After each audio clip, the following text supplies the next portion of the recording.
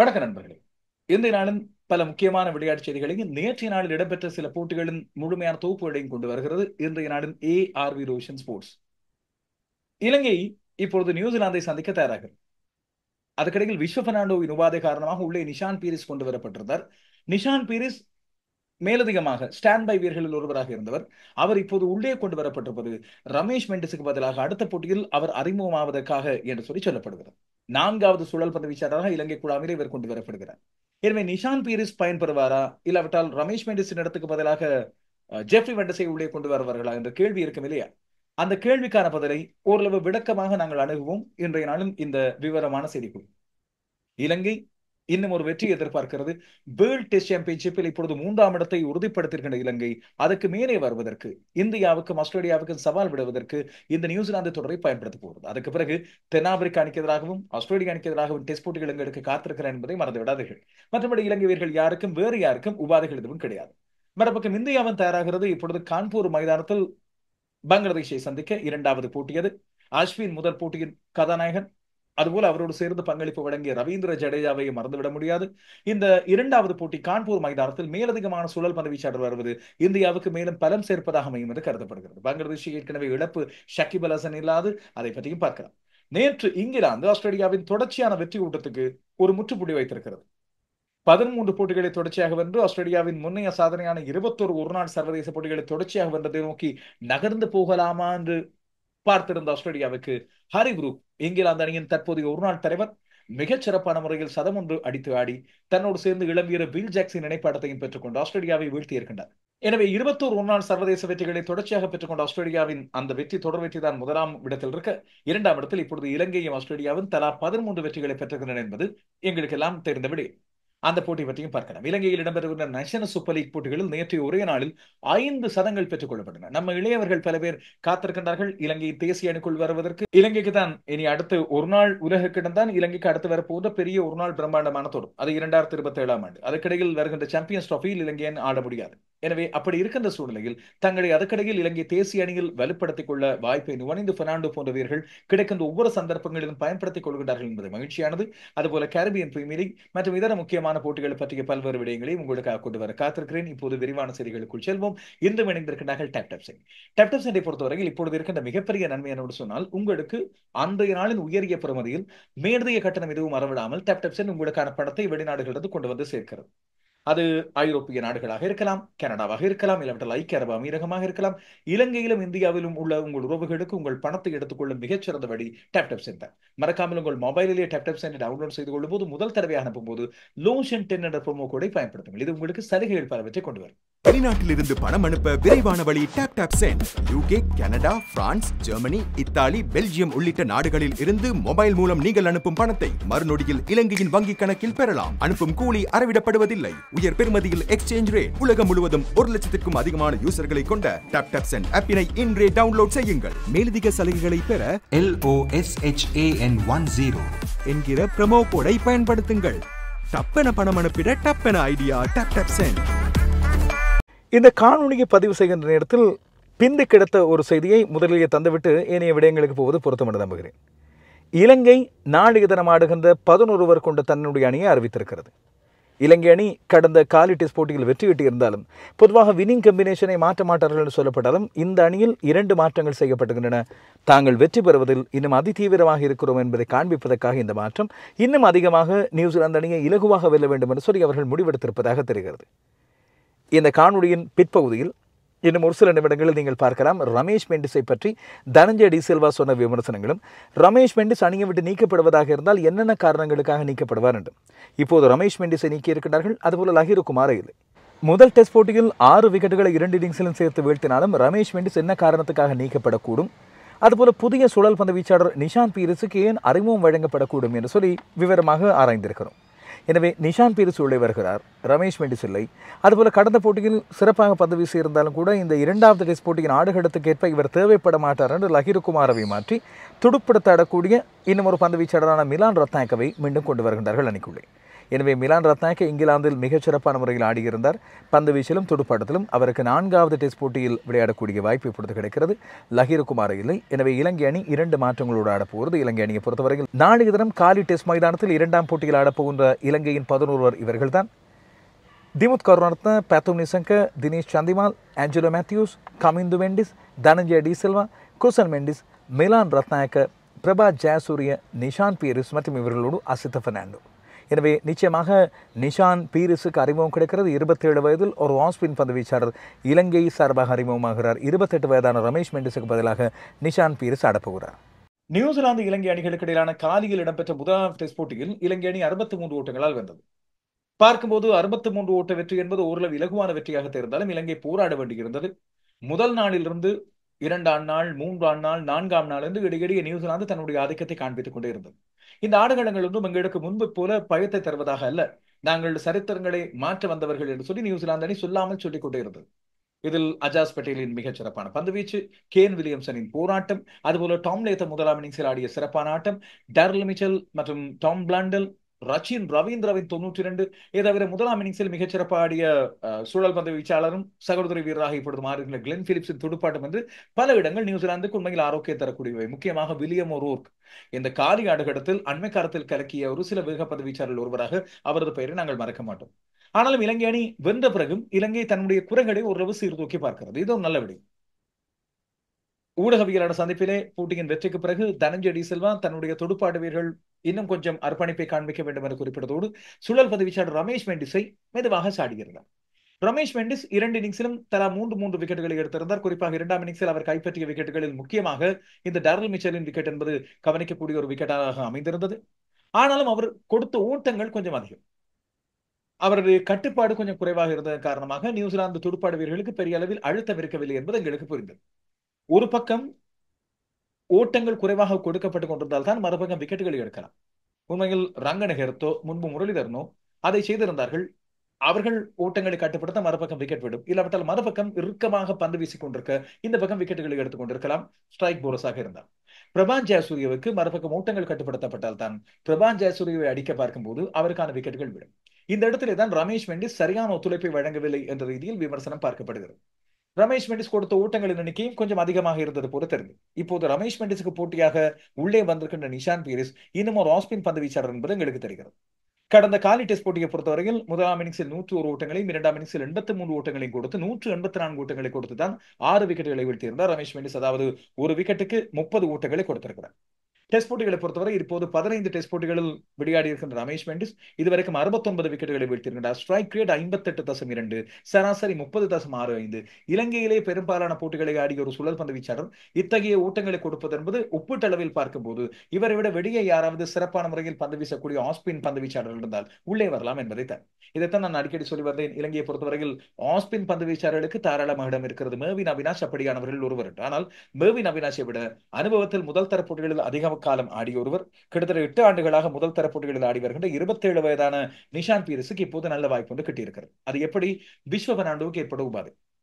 விஸ்வ பெர்னாண்டோ கடந்த போட்டியில் ஆடவே இல்லை. அப்படி இருக்கும்போது பயிற்சிகளை எடுக்கும் போதுதான், கள்ளத்தரப்பு பயிற்சிகளில் ஈடுபடும் போதுதான் அவருக்கான இந்த உபாதை ஏற்பட்டிருக்கிறது. இதையடுத்து உடனடியாக அவர் தேசிய கிரிக்கெட் அகாடமியின் தலைமை அலுவலகத்துக்கு, அதாவது கொழும்புக்கு அனுப்பி வைக்கப்படுகின்றார். தன்னுடைய உடற்பயிற்சிகளை செய்து உடலை தேற்றுக்கொள்ள இதுக்கிடையில் ஸ்டாண்ட் பையாக தென்னாப்பிரிக்காவிலே இலங்கை ஏ அணிக்காக 3 விக்கெட்டுகளை வீழ்த்தி உடனடியாக இலங்கைக்கு அழைக்கப்பட்ட நிஷான் பீரிஸ், ஜோஷித பெர்னாண்டோடு அழைக்கப்பட்டவர், ஸ்டாண்ட் பையாக வைக்கப்பட்டவர் தன்னுடைய 3வது சந்தர்ப்பத்தை பெற்றுக் கொள்கிறார். இலங்கை தேசிய குழாமில் அறிவிக்கப்படும். ஏற்கனவே 2018ஆம் ஆண்டு, அதுபோல கடந்த வருடம், இப்போது 3வது தடவையாக அவருக்கு இந்த வாய்ப்பு கிடைக்கிறது. ஆனால் டெஸ்ட் குழாமில் இடம்பெற்றாலும் இதுவரை டெஸ்ட் போட்டிகளில் ஆடக்கூடிய வாய்ப்பு அவருக்கு கிட்டவில்லை. தொடர்ச்சியாக முயற்சி செய்து வருகின்ற ஒரு கடும் உழைப்பாளி. 41 முதல் தர போட்டிகள், 61 லிஸ்டே போட்டிகள், 39 T20 போட்டிகளில் ஆடி இருக்கின்றவர். இதுவரைக்கும் இந்த 41 முதல் தர போட்டிகளில் அவர் 172 விக்கெட்டுகளை எடுத்திருக்கின்றார். ஊட்டங்களை கட்டுப்படுத்துகிறார். அதுபோல ஸ்ட்ரைக் ரேட் என்பது 42.6 இருக்கிறது. சராசரி 24.37. எனவே இவர் பார்க்கும்போது எங்களுக்கு பெறுபவர்கள் ரமேஷ் மெண்டிஸை விட சிறப்பாக இருப்பதாக தெரிந்தாலும் ஒரு விடயத்தை நாங்கள் பார்க்க வேண்டும். இலங்கையின் முதல் தர போட்டிகள் கட்டமைப்பு என்பது அவ்வளவு மிகச் சிறப்பானதல்ல.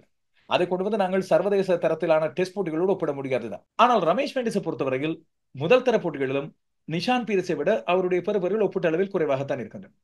88 முதல் தர போட்டிகளில் ஆடியிருக்கின்றார். நிஷான் பீரிஸை விட அதிகமான போட்டிகள். ஆனால் 260 விக்கெட்டுகள். அங்கேயும் சராசரி 30க்கு மேலே. ஸ்ட்ரைக் ரேட் டெஸ்ட் போட்டிகளுக்கு கிட்டவாகத்தான். டெஸ்ட் போட்டிகளில் 58 இருக்கும்போது முதல் தர போட்டிகளில் 55.4. எனவே நிஷான் பீரிஸுக்கு இந்த இடம் வெல் டிசர்வ்டு சொல்வார்களே, அவருக்கு வழங்கப்பட வேண்டியது. ஆனால் இப்போது இருக்கின்ற ஒரு கேள்வி, நிஷான் பீரிஸ் ஆஸ்பின் பந்து வீச்சாளர். எனவே ரமேஷ் மெண்டிஸின் ஆஸ்பினுக்கு பதிலாக அவரை கொண்டு வருவதா, இல்லாவிட்டால் நியூசிலாந்து வீரர்களை தடமாற வைக்கக்கூடிய லெக் ஸ்பின் பந்து வீச்சாளராக ஜெஃப்ரி வாண்டஸை இருப்பாரா? 4 சுழல் பந்து வீச்சு ஆப்ஷன் இப்பொழுது இலங்கைக்கு இருக்கிறது, தனஞ்சய டி சில்வாவையும் கமிந்து மெண்டிஸையும் தவிர. எனக்கென்றால் இருக்கின்ற ஒரு முக்கியமான கேள்வி, தனஞ்சய டி சில்வா அந்த ஆஸ்பினை பொறுப்பெடுத்துக் கொண்டு ஏன் லெக் ஸ்பின் பந்து வீச்சாளராக வாண்டஸை பயன்படுத்தி பார்க்கக்கூடாது? ஆனால் நியூசிலாந்து தன்னுடைய இடது கை துடுப்பாடு வீரர்கள் பல பேரை வைத்திருக்கிறார். எனவே தனஞ்சய டி சில்வா பகுதி நேர பந்து வீச்சாளராக அவர் பந்து வீசுவதை விட ஒரு பிரதானமான ஆஸ்பின் பந்து வீச்சாளர் இருப்பது நியூசிலாந்து நிச்சயமாக சங்கடத்துக்குள்ளாகும். இப்போது முதல் டெஸ்ட் போட்டி எடுத்து பார்த்தால் நியூசிலாந்து அணியை பொறுத்தவரையில் Tom Latham, Devon Conway, Rachin Ravindra இப்படியான வீரர்கள் இடதுகை துடுப்பாடு வீரர்கள். அதுபோல மிச்சல் சாண்டனரும் இருக்கின்றனர். எனவே இவர்களுக்கு சரியான முறையில் பந்து வீசக்கூடிய ஒரு ஆஸ்பின் பந்து வீச்சாளர் இருப்பது பொருத்தமானது. ஆனால் அந்த அழுத்தத்தை ரமேஷ் மெண்டிஸ் கொடுக்கவில்லை என்ற காரணத்தால் தான் அவரையும் சில விடைகளில் மாற்ற வேண்டி வரும் என்று இங்கே சொல்லப்படுகிறது. மற்றபடி லஹிரு குமாரவையும் எடுத்து விட்டு ஒரு வேக பந்து வீச்சாளர் அசித் பெர்னாண்டோ தான் எங்களது பிரதான பந்து வீச்சாளர் என்று வைத்துக் கொண்டால் லஹிரு குமாரவையும் வெளியே எடுத்துவிட்டு மேலதிகமாக 2 சுழல் பந்து வீச்சாளர்களை உள்ளே பயன்படுத்தலாம் என்று இலங்கை யோசிக்கக்கூடும். ஆனால் ரமேஷ் மெண்டிஸும் நிஷான் பீரிஸும் சேர்ந்து ஆட முடியாது. ரமேஷ் மெண்டிஸ் முதலாவது இன்னிங்ஸில் 4.23 என்ற ஊட்டங்களை கொடுத்திருந்தார். தனஞ்சய டி சில்வா கொடுத்த 4.42க்கு பிறகு அதிகமான ஊட்டங்களை கொடுத்தவர் அவர்தான். கமிந்து மெண்டிஸின் ஒரு ஓவரில் கொடுத்த 8 ஊட்டங்களை நாங்கள் விட்டுவிடலாம். இரண்டாம் இன்னிங்ஸ் மிக தீர்க்கமான இன்னிங்ஸ். நியூசிலாந்து அணியின் விக்கெட்டுகளை எடுக்க வேண்டிய இன்னிங்ஸில் மற்ற எல்லோரும் ஓட்டங்களை குறைவாக கொடுத்திருக்க ரமேஷ் மெண்டிஸை பொறுத்தவரையில் 3.32 என்ற ஊட்டங்களை கொடுத்தார். லஹிரு குமார் 2 ஓவர்களில் 15 ஊட்டங்களை கொடுத்தார். எனவே இந்த இடத்திலே தான் ரமேஷ் மெண்டிஸ் எங்கேயோ இலங்கைக்கு தேவையான ஒரு விடயத்தை வழங்காமல் இருக்கிறார் என்ற அடிப்படையில் நிஷான் பீரிஸை உள்ளே கொண்டு வந்திருக்கிறார்கள் ஒரு தற்காப்புக்காக. ஒரு அழுத்தமாகவும் இருக்கு. நீ கொஞ்சம் சறுக்கினால் இடத்தை எடுத்து விடுவார் என்று சொல்லி அவருக்கு ஒரு எச்சரிக்கை வழங்குவது. இலங்கை ஆடப்போகின்ற 11 கொண்ட அணியை பற்றி இன்று மாலை வேளையில் தீர்மானிக்கப்படும் என்று சொல்லப்படுகிறது. அந்த நாளில் ஊடகவியலாளர் சந்திப்பு பிற்பகல் வேளையில் இடம்பெறுகின்ற வேளையில் நியூசிலாந்து அணியை பொறுத்தவரையில் பெரிய அளவில் அவர்கள் மாற்றம் செய்ய வேண்டிய தேவை கிடையாது. அவர்கள் சிறப்பான போராட்டத்தை தான் வழங்கியிருந்தார்கள். மேலதிகமாக ஒரு சுழல் பந்து வீச்சாளரை கொண்டு வருவதாக இருந்தால் அவர்கள் யாரையும் அணியை விட்டு நிறுத்த முடியாது. காரணம் வில்லியம் ஓர்க் மற்றும் டீம் சவுதி 2 வேக பந்து வீச்சாளர்களுமே சிறப்பாக செய்திருந்தார்கள். மற்றபடி துடுப்பாடு வரிசையில் மோசமாக அவர்கள் இதையும் செய்யவில்லை. எனவே தாங்கள் விட்ட சின்ன சின்ன குறைகளை மட்டும் அவர்கள் திருத்திக் கொள்வார்கள் என்பது மட்டும்தான் நியூசிலாந்து எதிர்பார்க்கின்ற ஒரு விடயம். வில்லியம் ஓர்க்கை பற்றியும் ரச்சின் ரவீந்திரா பற்றியும் அஜாஸ் பட்டேல் பற்றியும் டீம் சவுதி உண்மையில் பெருமைப்பட்டிருந்தார். பார்க்கலாம் நியூசிலாந்து எப்படியான பதிலடி கொடுக்கும். இலங்கை அணி இதற்கு மேலே இன்னும் ஒரு லெவலுக்கு சென்று மிகச்சிறப்பான முறையில் இந்த நியூசிலாந்து அணிக்கு தன்னுடைய அதிரடியை காண்பிக்கும் 2வது போட்டிகள் என்பதையும் பார்ப்போம். இதேவேளை இலங்கையின் இளையோர் பல பேர் தங்களை மிகச்சிறப்பான முறையில் வெளிப்படுத்த இப்பொழுது இடம்பெற்று வருகின்ற நேஷனல் சூப்பர் லீகை பயன்படுத்திக் கொண்டு வருகின்றனர். இளம் வீரர்கள் பல பேர் ஃபார்ம் இழந்த வீரர்களாக கருதப்பட்டோர், அதுபோல இலங்கை அணியில் அண்மை காலமாக ஆடி வெடிய வந்த நிஷான் மதுஷ்க போன்றோரும் இதில் தங்களை ஈடுபடுத்திக் கொண்டு வருவது அர்ப்பணிப்புக்குரிய ஒரு விடயம். நேற்றைய நாளில் மட்டும் 5 சதங்கள் பெற்றுக் கொள்ளப்பட்டன. ஒவ்வொரு போட்டிகளாக பார்க்கலாம். நேற்று 15வது போட்டி இடம்பெற்றது கொழும்பு ஆர் பிரேமதாச மைதானத்தில் தம்புள்ளை மற்றும் காலி அணிகளுக்கு இடையில். இதில் தம்புள்ளை அணி முதலில் துடுப்படுத்தாடியது. 48 ஓவர்கள் 4 பந்துகளும் 303 ஓட்டங்களை எடுத்தது, 9 விக்கெட்டுகளை எடுத்தது. மழை பெய்ததன் காரணமாக இடைநடுவே அந்த இன்னிங்ஸ் அப்படியே நிறுத்தப்பட்டது. அதுக்கு பிறகுதான் இந்த ரக்கவத் லூயிஸ் முறை மூலமாக காலி அணிக்கு ஒரு ஓட்ட இலக்கு வழங்கப்பட்டது.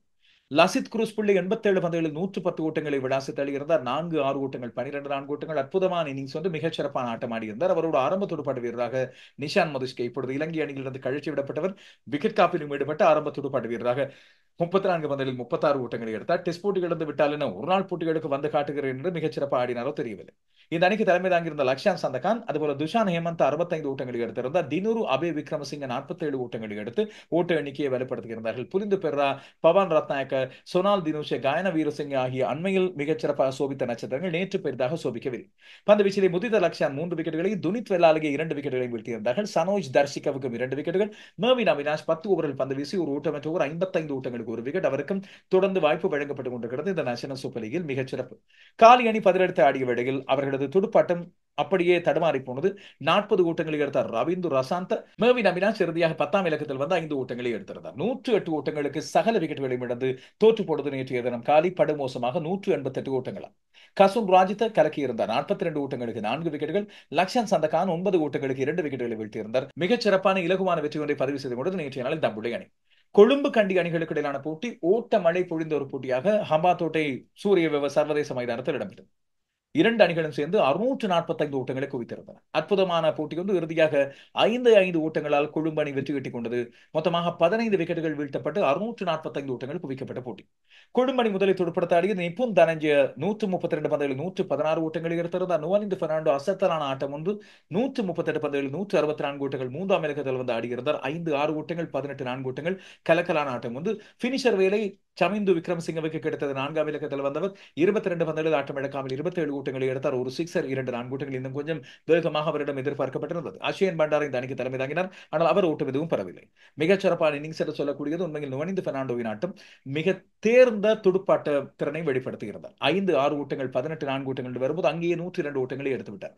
325 ஓட்டங்கள் மிகச்சிறப்பான ஆட்டம். இதிலே எதிரணியின் பந்துவீச்சில் நிப்புன் பிரான்சிக் 60 ஓட்டங்களுக்கு 4 விக்கெட்டுகளை வீழ்த்தியிருந்தார். 17 ஆடிய வேளையில் கண்டி அணிக்கு 326 ஓட்ட இலக்கு. ஆரம்பத்தில் லஹீர் உதாரம் 39 ஓட்டங்களை எடுத்தார். ஆனால் காமில் மிஷார 0, தனுக்க தபாரே 5, 2 சதங்கள் பெறப்பட்டன. அஹான் விக்ரமசிங்க 4ஆம் இலக்கத்தில், 5ஆம் இலக்கத்தில் அணித்தலைவர் சஹன் ஆராய்ச்சி. ஆனாலும் ஓட்ட எண்ணிக்கை இறுதியாக காணாமல் போனது. பிறகு வந்த துடுப்பாட வீரர்கள் இந்த வேகத்தை கொண்டு செல்ல முடியாமல் போயிருந்தது.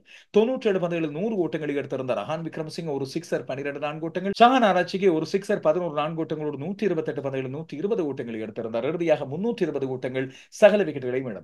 பந்து வீச்சிலே 3 விக்கெட்டுகளை வீழ்த்தியிருந்தார் நுவானிந்து பெர்னாண்டோ. துடுப்பாட்டம் மட்டுமல்ல, பந்து வீச்சிலும் தன்னால் முடியும் என்று கலக்கி காண்பித்திருந்தார்.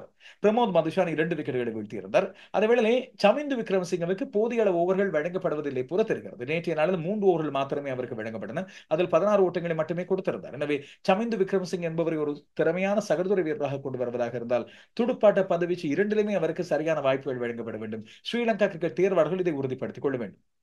இந்த இளம் வீரர்கள் ஆடிய ஆட்டங்களில் உங்களை கவர்ந்தது எது? நீங்கள் ஹைலைட்ஸ் எங்கேயாவது பார்த்திருந்தால், இல்லாவிட்டால் போட்டியை பார்த்திருந்தால், இல்லாவிட்டால் இந்த இளம் வீரர்களில் யார் அடுத்து இலங்கை அணிக்குள் வருவார்கள் என்று சொல்லி நீங்கள் ஊகிக்கின்றீர்கள்? பாருங்கள், நேற்று 2 சதங்கள் கண்டி சார்பாக அஹான் விக்ரமசிங்க மற்றும் சஹான் ஆராய்ச்சிக்கு, அதுபோல 2 சதங்கள் நிப்புன் தனஞ்சய மற்றும் நுவனிந்து பெர்னாண்டோ ஆகியோரால் பெற்றுக் கொள்ளப்பட்டன. மற்றும் ஒரு சதம் இதற்கு முந்தைய போட்டியில் தம்புள்ளை அணி ஆடிய வேளையில் தம்புள்ளை அணி சார்பாக பெற்றிருந்தார் மிகச்சிறப்பு ஆடிகள் அசுத் குரூஸ் பிள்ளை. இந்த 5 பேரில் யாருடைய ஆட்டம் இலங்கை அணிக்கு நிச்சயமாக ஒரு நாள் போட்டிகளுக்கு தேவை? அதுபோல இதிலே 3 ஃபார்மேட்டுக்கும் ஆடக்கூடிய வீரர்கள் நீங்கள் கருதுவது யாரு? என்னை பொறுத்தவரையில் இதிலே நுவானிந்து பெர்னாண்டோ நீண்ட காலமாக போராடி வருகின்ற ஒருவர். நிப்புன் தனஞ்சய மற்றும் புதிதாக வருகின்ற அஹான் விக்ரமசிங்க ஆகியோரும் குறைத்து மதிப்பிடக்கூடிய வீரர்கள் கிடையாது. 5 பேருமே மிகச்சிறப்பு ஆடி வருகின்றார்கள். இவர்களில் தேர்வாளர்கள் சரியான முறையில் எந்த வியூகத்துக்கும் எந்த இடத்துக்கும் ஒருவரை தெரிவு செய்கிறோம் என்று பார்த்து அவரை சரியான முறையில் வளப்படுத்திக் கொண்டு வர வேண்டும் என்று எதிர்பார்க்கிறேன். இப்போதைக்கு அணிகளின் புள்ளிகளின் நிலவரத்தை பார்த்தால் கொழும்பு 7 போட்டிகளில் 6 வெற்றி பெற்று 12 புள்ளிகள் முதலாம் இடம். காலி 6 போட்டிகளில் 4 வெற்றி பெற்று 8 புள்ளிகளோடு 2ஆம் இடம். யாழ்ப்பாணம் 6 போட்டிகளில் 3 வந்து 7 புள்ளிகளோடு 3ஆம் இடத்தில் இருக்க. கண்டியும் தம்புள்ளையும் அடுத்தடுத்த ஸ்தானங்களில் இருக்கின்றன.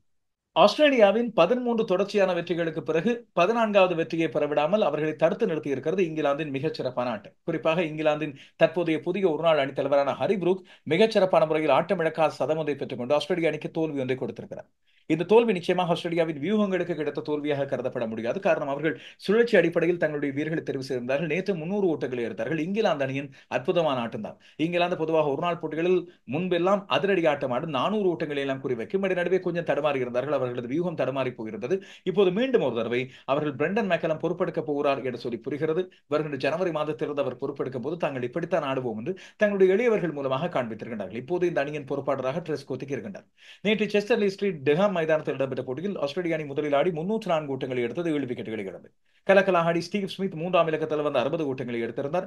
கேமரூன் கிரீன் 42 ஓட்டங்களை எடுத்தார். நேற்று லபிஷே நிகமாற்றம் 0. முன்னதாக ஷாட் 14, மிச்சல் மார்ஷ் 24, ஹெட் ஆடவில்லை. அலெக்ஸ் கேரி ஆட்டம் இழக்காமல் 77 ஓட்டங்களை எடுத்திருந்தார்.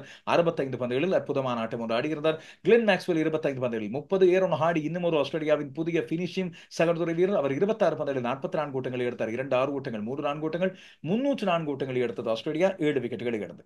கலக்கலான பந்துவீச்சில் 2 விக்கெட்டுகளை ஜாஃப்ரா ஆர்ச்சர் வீழ்த்தியிருந்தார். 305 என்பது இங்கிலாந்துக்கான இலக்காக இருந்தது. ஆனால் இடைநடுவே மழை பொழிந்ததை அடுத்து இங்கிலாந்து ஆடிக்கொண்டது போது 37 ஓவர்கள் 4 பந்துகள் ஆடப்பட்ட வேளையில் இங்கிலாந்து அணி 209 ஓட்டங்களை எடுத்திருந்தது. முன்னதாக பில் சால்ட் 0, பென் டக்கெட் 8 என்று மிச்சல் ஸ்டாக்கினால் வீழ்த்தப்பட்ட பிறகு பில் ஜாக்சன் ஹரிபுரூக்கும் மிகச்சிறப்பான இணைப்பாட்டம் உண்டு. 2 பேரும் சேர்ந்து 156 ஓட்டங்களை பெற்றுக் கொண்டார்கள். 25 ஓவர்களில் வேகமாக ஆடியிருந்தார்கள்.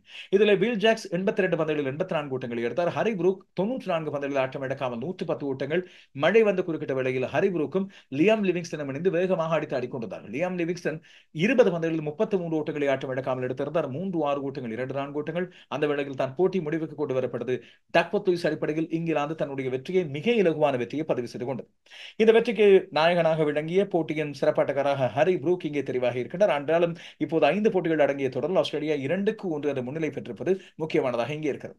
ஹரி புரூக் இந்த இங்கிலாந்தின் ஒருநாள் தலைமைத்துவத்துக்கு தெரிவான வேளையில் நான் குறிப்பிட்ட ஒரு விடயம், அவர் T20 போட்டிகளிலும் டெஸ்ட் போட்டிகளிலும் தன்னை வெளிப்படுத்தி விட்டார். ஆனால் ஒருநாள் போட்டிகளை பொறுத்தவரையில் அவருடைய சராசரி குறைவாக இருக்கிறது. இதுவரைக்கும் அவர் அரைச்சதங்களை எடுத்திருக்கின்றார், 3 அரைச்சதங்கள், சதம் பெறவில்லை. எனவே ஒருநாள் போட்டிகளுக்கு அவர் இவ்வளவு பொருத்தமானவர் என்பதை தேர்வாளர்கள் தலைமைத்துவத்தை கொடுத்து பார்க்கின்றார்கள். ஒன்று சதம் அடித்து காண்பித்திருக்கிறார். தன்னுடைய முதலாவது சதமே வெற்றியாக ஒரு தலைவராக அவர் ஆடப்பட்ட விதமாக பெறப்பட்டிருக்கிறது.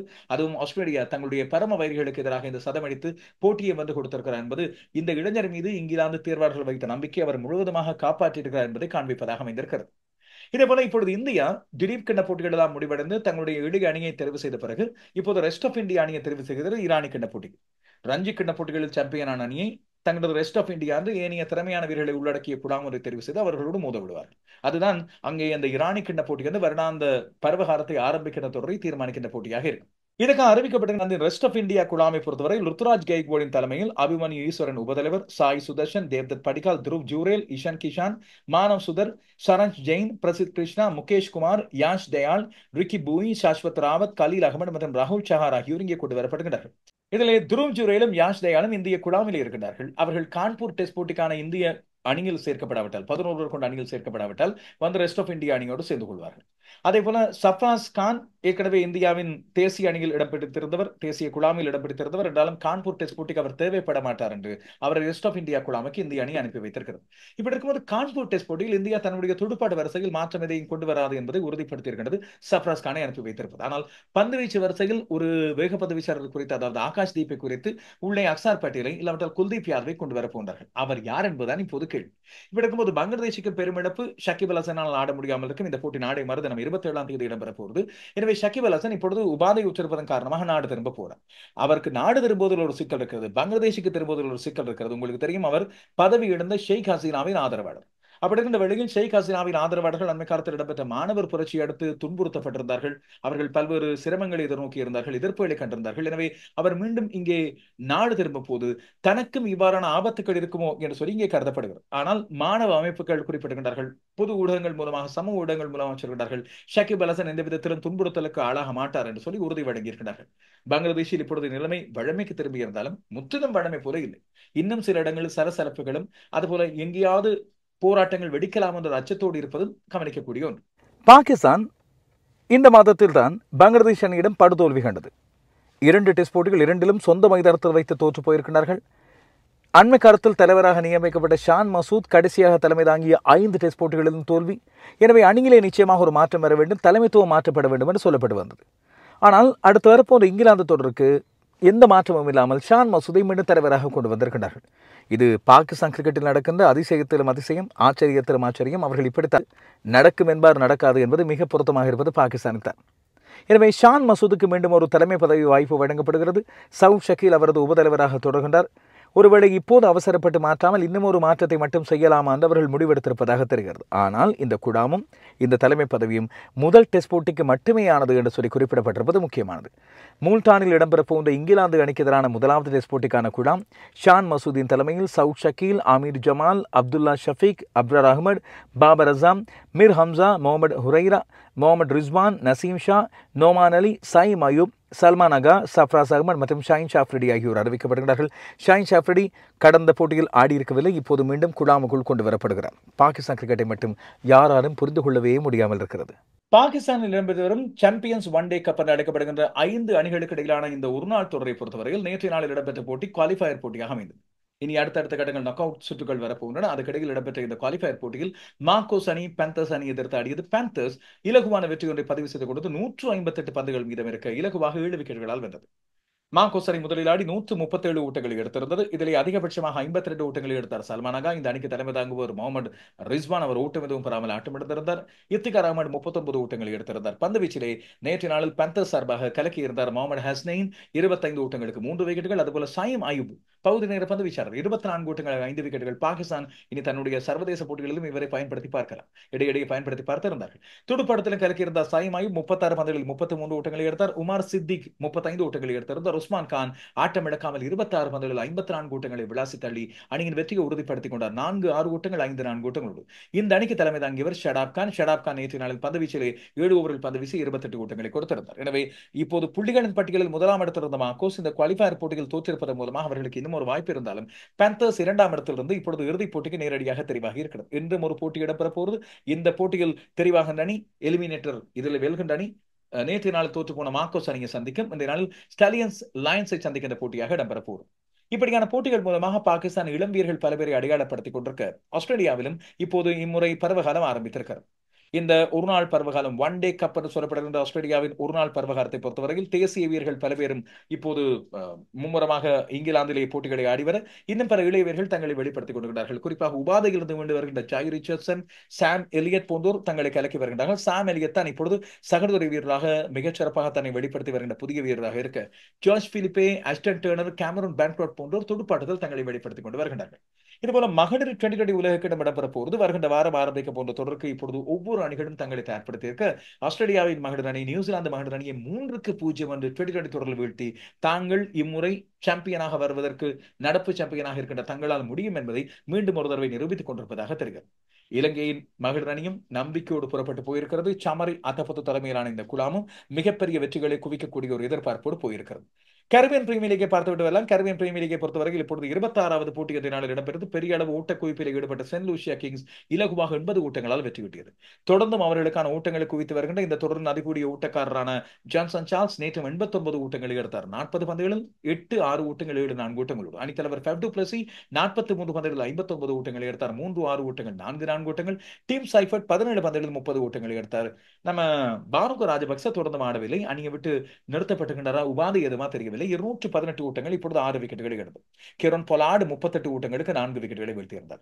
ஜேசன் ரோ 29 பந்துகளில் 41 ஓட்டங்களை எடுத்து, கிறிஸ் ஜோர்டன் 24 பந்துகளில் 27 ஓட்டங்களை எடுத்து, ட்ரின்பேக் யுனைடெட் 138 ஓட்டங்களுக்கு சகல விக்கெட்டுகளை இழந்து தோற்று போனது. பந்துவீச்சிலே 100 அகமது 39 ஓட்டங்களுக்கு 3 விக்கெட்டுகள். டேவிட் வீசே 27 ஓட்டங்களுக்கு 2 விக்கெட்டுகள். இந்த வெற்றியோடு சென்ட் லூசியா கிங்ஸ் தன்னுடைய முதலாம் இடத்தை உறுதிப்படுத்தியிருக்கிறது. 9 போட்டிகளில் 7 வெற்றிகள், 14 போட்டிகளோடு முதலாம் இடம். 2ஆம் இடத்தில் கானா அமேசான் வாரியர்ஸ் இருக்கிறது. 7 போட்டிகளில் 10 புள்ளிகள். அதுபோல பார்படோஸ் ராயல்ஸ் 8 போட்டிகளில் 10 புள்ளிகள். நாங்கள் ஜிம் அப்ரோ T10 போட்டிகளை பார்ப்பதற்கு இடையில் இப்போது இடம்பெற்று வருகின்ற டெஸ்ட் அந்தஸ்து பெறாத ICC ஏனைய அணிகள் தங்களுக்கு இடையில் ஆடி வருகின்ற ஒருநாள் போட்டிகள், உலக கிண்ணத்துக்கான தெரிவு போட்டிகள் போன்ற விடயங்களை பார்க்கலாம்.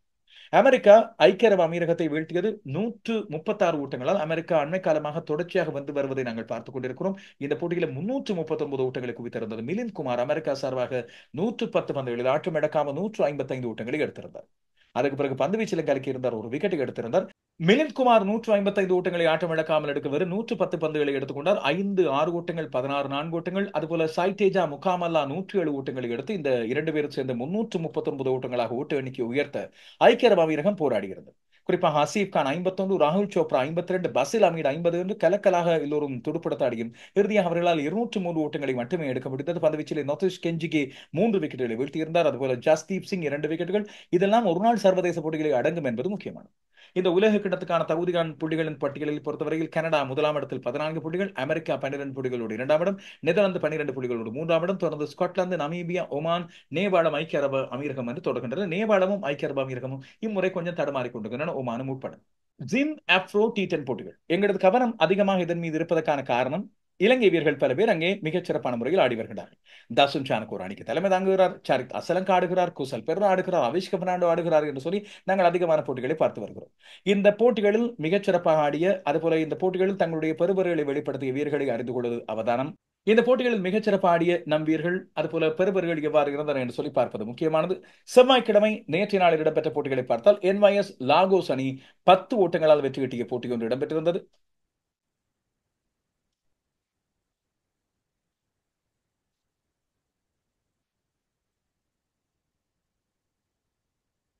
NYS லாகோஸ் அணி நேற்றைய நாளில் டர்பன் வுல்வ்ஸ் அணி எதிர்கொண்ட போட்டி. இது இந்த அப்ரோ ஜிம் T10 போட்டிகளில் இது இந்த ஜிம் என்ஒஎஸ் லாகோஸ் அணி டேர்பன் வுல்ஸ் அணியை எதிர்கொண்ட போட்டி இந்த ஜிம் அப்ரோ T10 தொடர் இந்த பருவகாலத்தின் 10வது போட்டியாக அமைந்த போட்டி. இதிலே என்ஒஎஸ் லாகோஸ் அணி 10 ஓட்டங்களால் வெற்றி பெற்றது. முதலில் துடுப்படுத்தாடிய என்ஒஎஸ்எல் அணி 134 ஓட்டங்கள் எடுத்தது, 5 விக்கெட்டுகள் எடுத்து தங்களது 10 ஓவர்கள். அவிஷ்க பெர்னாண்டோ மிகச்சிறப்பாக ஆடியிருந்தார். 4 ஓட்டங்கள், 2 ஓட்டங்கள், 16 பந்துகளில் 36 ஓட்டங்கள் எடுத்தார். நஜிபுல்லா ஜட்ரான் 17 பந்துகளில் 43 ஓட்டங்கள், இன்னும் அதிகமான ஸ்ட்ரைக் ரேட்டில் பெற்றுக் கொண்டார். 6 ஓட்டங்கள், ஒரு 4 ஓட்டம் அடங்கலாக. திசர பெர்தான் இந்த அணியின் தலைவர், ஆனால் அவர் ஒரு ஓட்டம் மட்டுமே எடுத்தார். ராயன் பேர்ல் 11 பந்துகளில் ஆட்டம் இழக்காமல் 22 ஓட்டங்களை எடுத்திருந்தார். 2 விக்கெட்டுகளை தவ்லா ஜர்டானும் முகமது ரோஹித் கானும் வீழ்த்தியிருந்தார்கள். பதிலெடுத்து ஆடிய டேர்பன் வுல்ஸ் அணி சாஜில் கான் 30 பந்துகளில் 59 ஓட்டங்களை எடுத்திருந்தார். ஆனால் வேறு யாரும் பெரிய அளவில் பிரகாசிக்கவில்லை. எதிரே ரெகிஸ் சக்பாவா 11 பந்துகளில் 27 ஓட்டங்களை எடுத்தார். ஆட்டம் இழக்காமல் 3 ஓட்டங்களோடு பயனில்லாமல் போனது. இறுதியாக 10 ஓட்டங்களால் தோற்று போனார்கள். 124 ஓட்டங்களை மட்டுமே எடுக்க முடிந்தது. பந்துவீச்சில் திசர பெர்ரா கலக்கியிருந்தார். 2 ஓவர்கள் 17 ஓட்டங்களுக்கு 2 விக்கெட்டுகளை வீழ்த்தியிருந்தார். அவர் அணித்தலைவராக நின்று தன்னுடைய பந்துவீச்சு மூலமாக இந்த போட்டியை வென்று கொடுத்திருந்தார். போட்டியின் சிறப்பாட்டக்காரராக மிகச்சிறப்பு ஆடியிருந்த நஜிபுல்லா ஜட்ரான் தெரிவாகி இருந்தார். மறுபக்கம் இன்னும் ஒரு போட்டி, இந்த BLBJ அணி என்று சொல்லப்படுகின்ற அணி புலவாயோ பிரேம் ஜக்வாஸ் அணி ஹராரே போல்ஸ் அணியை சந்தித்த போட்டி. இதில் ஹராரே போல்ஸ் அணி நேற்றைய நாளில் வெற்றியை பதிவு செய்து கொண்டது 7 விக்கெட்டுகள். டேவிட் வார்னர் BLBJ அணிக்கு தலைவர், ஆனால் அவர் 2 ஓட்டங்களை எடுத்தார். ஆனால் அங்கு 22 ஓட்டங்களை எடுத்தார். நிக் ஹாப்சன் 17 பந்துகளில் 35 ஓட்டங்கள். இந்த வீரரை கொஞ்சம் கவனித்துக் கொள்ளுங்கள், எதிர்காலத்துக்கான வீரராக தெரிகிறார். 2 ஓட்டங்கள், 4 ஓட்டங்கள், 96 ஓட்டங்களை எடுக்க முடிந்தது. 8 விக்கெட்டுகளை இழந்து பந்துவீச்சிலே ஷெஹான் ஜெயசூரிய 6 ஓட்டங்களுக்கு 2 விக்கெட்டுகள். ரிச்சர்ட் கிளீசன் 19 ஓட்டங்களுக்கு 2 விக்கெட்டுகள். மறுபக்கம் ஹராரே போல்ஸ் அணியின் தலைவர் தசுன் சானகர். ஹராரே போல்ஸ் பதிலெடுத்து ஆடிய வேளையில் தசுன் சானக அடுத்தடுத்து 4 ஓட்டங்களை விளாசி தள்ளி தன்னுடைய அணியை வெற்றியின் பாதைக்கு அழைத்துக் கொண்டு போனார். 7 ஓவர்கள் 4 பந்துகளில் போட்டி முடித்து போனது துரத்தி அடித்திருந்தார்கள். முன்னதாக லஹிரு மிலாந்த 11 பந்துகளில் 20 ஓட்டங்கள் எடுத்தார். இப்போது அமெரிக்காவை தன் வாழ்விடமாக கொண்ட முன்னாள் இலங்கை வீரர் அவர். தசுன் சானக வெறும் 18 பந்துகளில் 6 ஓட்டங்கள், ஒரு 4 ஓட்டத்தோடு ஆட்டம் இழக்காமல் 47 ஓட்டங்கள் எடுத்தார். அவர் இணைப்பாட்ட புரிந்தது ஜேம்ஸ் நீஷமோடு. ஜேம்ஸ் நீஷம் 2 ஓட்டங்கள், ஒரு 4 ஓட்டத்தோடு 9 பந்துகளில் ஆட்டம் இழக்காமல் 17 ஓட்டங்கள் எடுத்தார். தசுன் சானக கார்லோஸ் பிராத்வைட்டின் பந்துவீச்சிலேயே அடுத்தடுத்து 4 ஓட்டங்களை விளாசி தள்ளியிருந்தார். பிராத்வைட் உங்களுடைய ஞாபகம் இருக்கலாம்.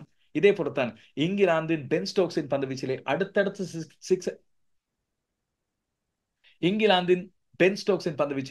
இந்தியாவில் வைத்து அடுத்தடுத்து சிக்ஸர்களை விளாசி தள்ளி மேற்கிந்திய தீவுகளுக்கு 2வது T20 உலக கிடத்த 2016ஆம் ஆண்டு வந்து கொடுத்திருந்தார். இப்போது தசுன் சானக அதே பிராத்வைட்டை சிக்ஸர்களை அடித்து அனுப்பியிருக்கிறார். அகில தனஞ்சயவும் பந்து வீசியிருந்தார். ஆனால் அவரது பந்து வீச்சில் 2 ஓவரில் 20 ஓட்டங்களுக்கு 1 விக்கெட் தான். நேற்றைய நாளில் இடம்பெற்ற 3வது போட்டி ஜோபர்க் பங்களா டைகர்ஸ் அணி வெற்றி கட்டிய போட்டி. இந்த போட்டி ஜோபர்க் பங்களா டைகர்ஸ் அணி கேப் டவுன் சாம்பாமி எதிர்கொண்டு ஆடுகிறது. இந்த தொடர் 12வது போட்டி. முதலில் துடுப்படுத்த ஆடிய கேப் டவுன் சாம்பாமி அணி 82 ஓட்டங்களை எடுத்தது, 7 விக்கெட்டுகளை இருந்து ரோஹான் முஸ்தபா அணியின் தலைவர். அவர் 28 ஓட்டங்களை எடுத்தார். மற்றொருவரும் துடுப்பாட்டத்தில் தடுமாறி இருந்தார்கள். பந்துவீச்சிலே மிகச்சிறப்பாக பந்துவீசி சிக்கந்தர் ராசா 9 ஓட்டங்களுக்கு 3 விக்கெட்டுகளை வீழ்த்தியிருந்தார். அணியின் தலைவர் அவர்தான். அவரது அணி துடுப்படுத்த ஆடிய வேளையில் ஜோபர்க் டைகர்ஸ் அணி மிகச்சிறப்பான முறையில் ஆடி ஜோபர்க் பங்களா டைகர்ஸ் அணி சிக்கந்தர் ராசா மீண்டும் துடுப்பாட்டத்திலும் கை கொடுத்தார். 30 பந்துகளில் ஆட்டம் இழக்காமல் 62 ஓட்டங்களை எடுத்திருந்தார். 4 ஓட்டங்கள், 4 ஓட்டங்கள். சரித் அசலங்கவின் தடுமாற்றம் தொடர்கிறது. நேற்றும் அவர் 9 பந்துகளில் 12 ஓட்டங்களை எடுத்தார். அதைவிட இன்னும் மோசமாக குசல் பெர்ரா ஆரம்ப துடுப்பாட்ட வீரராக வந்து நேற்று சறுக்கி இருந்தார். முதல் பந்திலேயே ஆட்டம் இழந்தார், ஓட்டம் எதுவும் பரவல். அவர் 4ஆம் இலக்கத்தில் பெரிய அளவில் சோபிக்கவில்லை. இதையடுத்து ஆரம்ப துடுப்பாட்ட வீரராக ஜசாயோடு அனுப்பப்பட்டார், பெரிய அளவில் சோபிக்கவில்லை. ஆனால் இந்த அணியை பார்க்கும்போது மிக உறுதியான ஒரு துடுப்பாட்ட அணியாக தெரிகிறது. ஹசரதுல்லா ஜசாய், குசல் பெர்ரா, கிறிஸ்லின், சிக்கந்தர் ராசா, சரித் அசலங்க, கரீம் ஜனத், ஜோர்ஜ் லிண்டே என்று சொல்லி அந்த அணி மிக நீண்ட துடுப்பாட்ட வரிசையை கொண்டது. அவதானித்திருப்போம். இந்த போட்டிகளையும் உங்களுக்கான ஒவ்வொரு நாள் ஸ்கோர்களையும் நான் நேரலை வரும்போதும் இப்படியான காணொலிகள் மூலமாக கொண்டு வர காத்திருக்கிறேன். இன்றிரவு நேரலையில் சந்திப்போம். நாளைய தினம் இடம்பெற போன்ற காலி டெஸ்ட் போட்டி, 2ஆம் டெஸ்ட் போட்டிக்கான முன்னோட்டத்தோடு உங்களை சந்திக்க காத்திருக்கிறேன்.